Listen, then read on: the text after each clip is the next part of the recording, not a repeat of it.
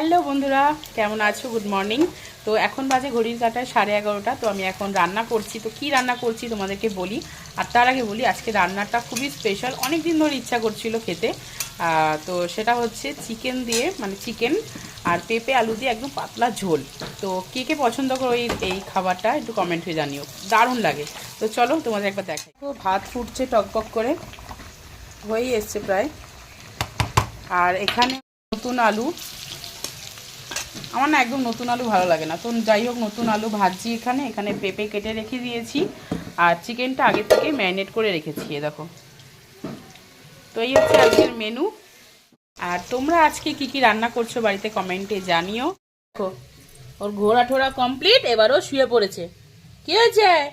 ঘোড়া কমপ্লিট। এটা বাইরে রোদে দিয়েছিলাম, ও দেখলো আমি নিয়ে আসছি, আমার পেছন পেছন চলে এলো, এবার শুতে হবে।